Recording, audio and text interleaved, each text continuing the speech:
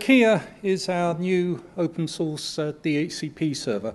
But before I start with Kia, I'd like to talk a bit about the current DHCP offering, confusingly enough called DHCP. It is open source. The first version was released in 1997, which I believe is the date of the first DHCP RFC. It reached version 4 in 2007 when IPv6 support was added, and the current version is 4.3, which was released earlier this year. It's a full implementation of DHCP. It offers a server, a relay, and a client. The client is probably the most widely used. The relay, perhaps not so much. Most people seem to prefer using the relay software in their network equipment. It's the default DHCP software in many Linux distributions, and it's incredibly feature-rich. If you have a look at the configuration file, it's really a combination between a configuration language and a procedural language, and it can be very complex to set up. So why a DHCP rewrite? Well, the existing code is 17 years old, and in that period, a lot of things have changed. Networks have changed. I mean, for a start, IPv6 has come along. Mobile devices are now commonplace. When the first DHCP and when the first version of DHCP was released, the assumption was that devices were static, but they didn't change their location. Now everybody carries mobile devices. Hardware has changed. The servers have become much more powerful. Memory is now not a limitation. And there are drawbacks with the DHCP code. It's a mature product. It's been around for 17 years, and it has tended to suffer from software entropy. So things have been added that weren't envisaged when the software was first designed. They've been bolted on. We've had to accommodation has had to be made in the code for them, and this has just multiplied over the years. As an example, IPv6 support. The original assumption in DHCP for IPv4 was that you would pre-allocate all the space for your pre-allocate all the data structures for the addresses you were going to hand out. With DHCPv6, you now specify vastly increased address space. So the handling of leases the handling of v6 leases within ISC DHCP is different from the handling of v4 leases. This adds complication. The internal documentation is lacking. It makes it difficult to get developers up to speed in the code. In fact, it makes it difficult for existing developers to understand some of the code. And I have to say that our senior engineer can get very, very depressed if you start talking about certain areas of DHCP to him. Performance is not as good as it could be. Now, we have done some performance analysis, and some of this is down to basic choices in the code of data structures, where there are linear lists used when they should perhaps be binary trees. It's not easy to change this. The code is not well encapsulated, and so changing something at one point of the code can have ramifications in other places. So we really reach the situation that you get to when you have an old car and you keep spending a lot of money to keep it on the road. There comes a point at which you say, let's get a new car. And in our case, let's get a new piece of software. So Kia, well, before I go on, why Kia? Kia is a New Zealand parrot, and it was chosen as a code name. And we had discussions about changing it, and we never reached a conclusion. And as things went on, Kia got used in more and more documentation until we finally gave in to the inevitable and said, right, we'll call it Kia. It was written as part of Bind 10, which is written in C++. And as such, it adopted all the practices that by intent used in development. So we do test-driven development. The developers write the test before they write the code. This leads to better quality code. It makes sure that we're addressing requirements. It makes sure that we don't overlook corner cases or overlook tests. Currently, we have a server, both v4, v6 server. I'll go over those in a moment. We are planning a client at some time in the future, and we're not so sure about the relay. As I said, the DHCP4, the ISC DHCP relay is not widely used, and so there doesn't seem to be any any compelling reason to implement one in Kia. Kia addresses issues, the aforementioned issues in ISC DHCP, but it adds its own features which makes it highly flexible and customizable. So what's in Kia? So we have 4 components. We have the v4 and the v6 servers. Unlike ISC DHCP, where it's one image, these are separate images. The DDNS server, handling the addition and removal of names into DNS, in ISC DHCP is part of the code. In Kia, it's a separate process. These three form the running part of the server, and you only need to run the bits you want. So if you're only running a v4 server, you don't need to run DHCPv6. Perf DHCP is not something you'd run. It's a tool supplied with Kia to do DHCP performance measurements. It emulates lots of clients, and it can send up v4 or v6 packet sequences to test the performance. It's not only for Kia. It will run against any DHCP server. All of these are built on libDHCP++, which is a library for doing a library for doing DHCP functions in programs, and we're aiming to make libDHCP++ a standard, something you can use in your own software. As I say, it's a general purpose DHCP library. It provides packet parsing and assembly for both v4 and v6. It provides the interface detection code and the socket management code. Now, the socket management is highly operating system dependent. In particular, for the v4 sockets, they need to do operations on raw sockets because they're handling packets before IP addresses have been assigned to the interface. At the moment, they've only been tested on Linux, but we expect to extend this to support other operating systems in the future. The current status of the servers, both v4 and v6, are they do all the things you'd expect. They do address assignment, renewal, rebind, release. Leases expire, but at the moment, there's no lease expiration processing. So a lease expires just simply because the end time of the lease has passed. If the server looks to allocate that address and finds the lease expired, it will renew it, but it won't do any processing at the moment. So, for example, if you put a name into DNS, it won't remove it. We have in the servers dynamic reconfiguration. With ISC DHCP, if you make any change to the configuration, you have to restart the server.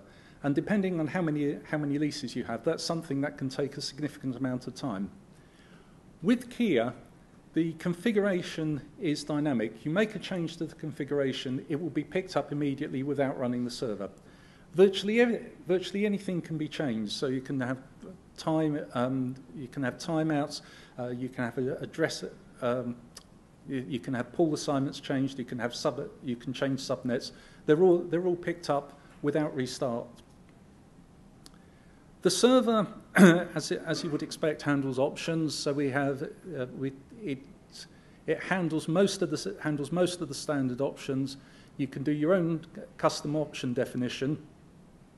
You can define nested options.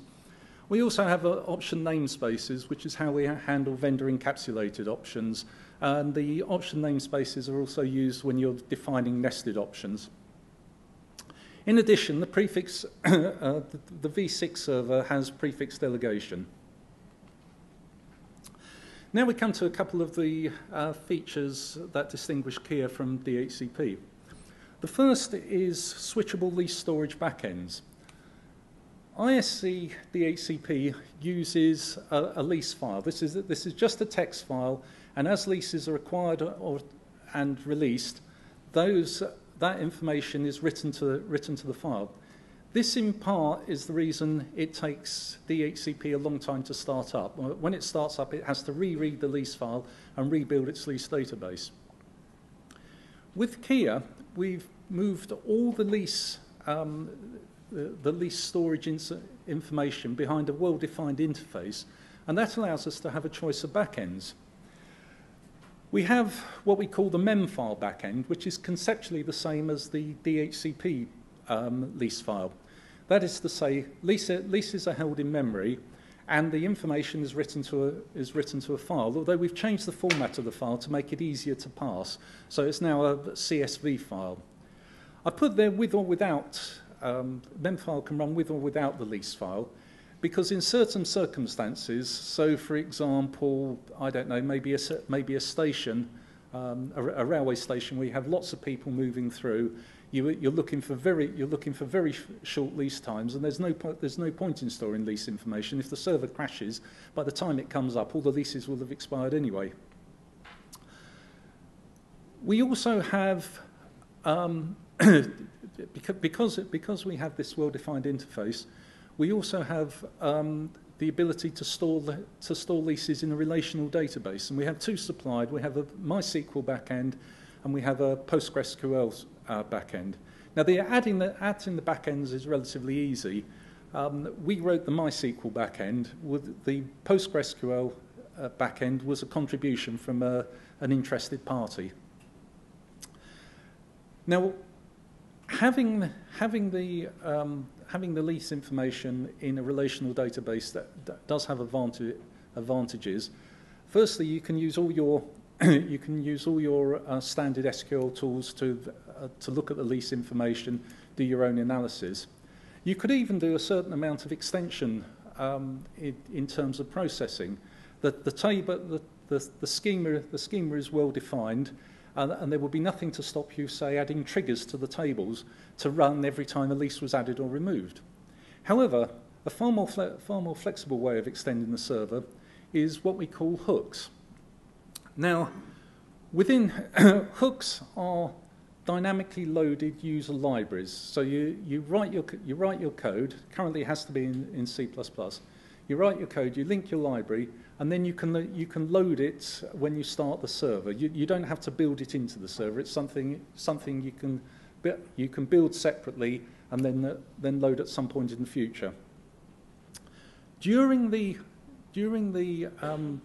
lease cycle, during the process in the server will run through a number of steps, and at well-defined points, what we call hook points, the server will check to see if there's a user-supplied function provided, and if there is, it will call out to that. And that function can do anything. It's running in the address space of the server, so it can quite happily, for example, modify the data in a packet. It can delete options from a packet. It can do virtually anything. If there are multiple libraries, the packet's passed to the libraries in sequence. It then goes back to the server. One of the things a user function can do is to flag to the server that, for example, the packet should be dropped, or say if we take a point like selection of a subnet, it may be that your call out does the subnet selection. You can signal to the server that you want it to skip the subnet process or the subnet selection processing for this particular packet. These libraries, as I say, are running in the address space of the process, so when running, they're very tightly coupled with the server, and it means that careless programming could crash the server. I'm afraid that, that's down to your programmers. You should really think of them as device drivers to an operating system. They're very privileged, but as a result, you can do anything. So that's a bit about Kia. What about the roadmap? Where are we going with it? Well, Kia 0.8 is available now. It was released last week as part of the Bind 10 1.2 release. Kia 0.9, which is due out in the summer of 2014, or the summer this year, is going to have the same functionality but without the Bind 10 framework. We have two reasons. ISC has concluded its development of Bind 10, and so removing the framework makes it easier to maintain. Secondly, we have had feedback from parties who've tried out earlier versions of Kia that the framework was just too heavy. So we're removing the framework, which means that Kia will be configured using the configuration file rather like ISC DHCP. Going on, in early 2015, we aim to release Kia 1.0. It will have the lease expiration processing I talked about earlier. You'll be able to reserve addresses for hosts. Client classification, we have that in Kia at the moment, albeit in a very simple way. This is going to significantly extend the classification function. And finally, when Kia 1.0 comes out, it becomes a fully supported ISC product. So our support team will be trained in it and will be able to take calls. Beyond Kia 1.0, well, we will be continuing development. We'll be adding missing protocol features. So for example, the lease query in DHCP6 is absent at the moment. We'll be adding that. We're also looking at something to help you migrate between DHCP and Kia. Now, I said that the Kia language is very complex, very extensive. Not everything in DHCP will be in Kia, but Kia will have things that aren't in DHCP. We're likely to be pragmatic about this. Our aim is to come up with a tool that will probably migrate 70 or 80% of your DHCP configuration, but then inform you what it hasn't moved, and it'll be up to you to make the changes. Something that large customers have asked us for is failover, so we'll be looking for that. Statistics, and then the other two are self-explanatory. Finally, I'd like to end with the community contributions. I said Kia is open source. It is. The code repository is public. You can quite happily download the code. You can download the latest snapshot of the code. The bug database is public. The mailing list is public. So we do want people to contribute to Kia. I've talked about. I said somebody has already donated the Postgres backend. We are looking for people to write additional backends. We're looking for people to write applications using the Hooks API that will be useful for other users. Would think that the configuration file is relatively complex. Would anybody like to write a basic GUI? So Kia is very much open source, and we would like input. For more information, please go to kia.isc.org, and I'll take questions now. Thank you, Stephen. I apologise to Stephen and Ivan for mistakenly swapping their speaking slots, so thanks for getting up to speed at zero notice. That was entirely my fault. I knew it wasn't mine. So anyway, any questions for Stephen? Neil? We've got a microphone for Neil? Does he need one? The question is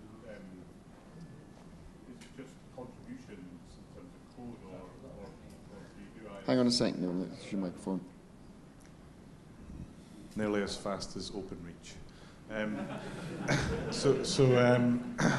The question is it just code contributions you want, or is there funding that you would love to get to do certain feature functionality? We would love to get funding as well. Okay. People here have talked about non-profit companies earning a profit. I wish that were the case with ISC.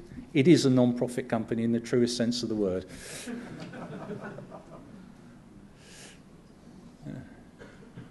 Anything else? Okay, thanks very much, Stephen.